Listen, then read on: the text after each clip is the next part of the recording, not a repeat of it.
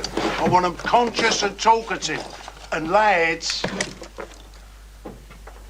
try and be discreet, eh? A most violent Easter weekend. I am the Wiz. Alright everybody, welcome back. Thank you for tuning in. If you like this review, please leave a like at the end of this video. And if you want to watch more, please subscribe. I do 3 reviews a week on this channel. Alright everyone, I'm here to review the 1980 mystery thriller, The Long Good Friday, starring Bob Hoskins and Helen Mirren, directed by John Mackenzie. Mystery films come in many flavors and genres, but there is something about a mystery crime thriller that is instantly entertaining and immersive when done right. The Long Good Friday stars Bob Hoskins as a gangster who is about to land a huge opportunity to become a legitimate property mogul. However, on the day he's set to make a big deal for funding, a series of attacks and bombings start happening on his empire while the Americans are here to discuss the deal. The mystery stems on 3 elements. Are there more attacks to anticipate? Who are the attackers and why?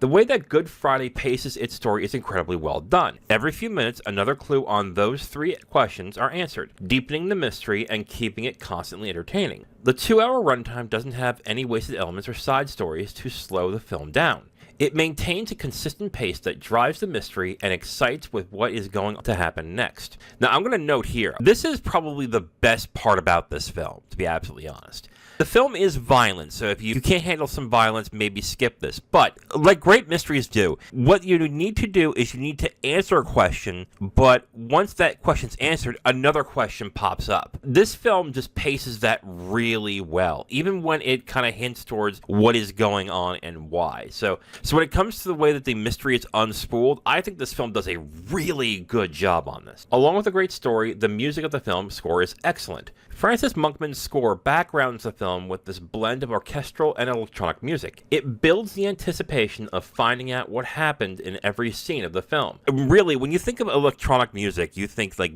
a lot of bass, a lot of pumping to pump to pump to pump. This film isn't like that. It's more, God, I don't know how to explain because I'm not really good with describing music. It carries a much lighter but menacing tone throughout the film, which I think really helps to deepen the mystery and to get you more excited as to what is going to happen next. The music in this is actually really good, and I would actually, and this is so good actually, this is something I would like to listen to outside of watching the movie. Like really, it's one of the best elements of this film. But I think the music is a great part of the film. But the best element of the film is absolutely Bob Hoskins as the gangster. Hoskins plays the gangster in 2 ways: a charismatic, likable businessman and a ruthless, cunning gangster with a short temper.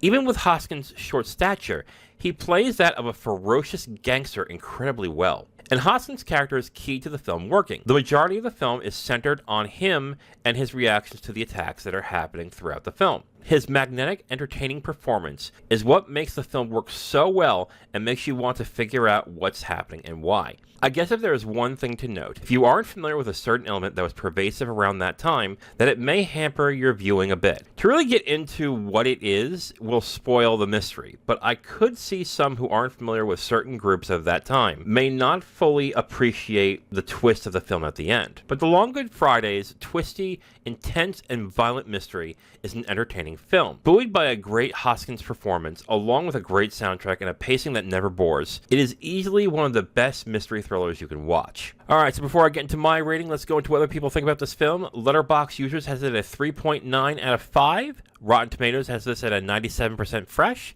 And this did not receive any Oscar nominations, but I think this released maybe 2 years after it initially released in Britain. It did get nominated for a BAFTA, which I should have checked what it got nominated for, so my bad on that one. I am going to give this a 4 stars out of 5. Now, I'm going to be honest with you. I debated whether I was going to give this a 4 and a 4.5. So I think out of the 4-star films, this might be one of the best ones I've seen this year. Very entertaining film. The mystery keeps you guessing every time. And this film never bores. It does one of the best things that a mystery film or mystery story of any type can do. When it answers one question, it proposes another. And it just keeps that mystery building and building until the very end of the film. Very entertaining film. I love the score of this film. The score is really good. And Hoskins' performance as the gangster, also really well done. I really have nothing bad to say about this film. But I will say, if you're not familiar with certain elements of England at the time of this going on, you might be a little disappointed by the twist, but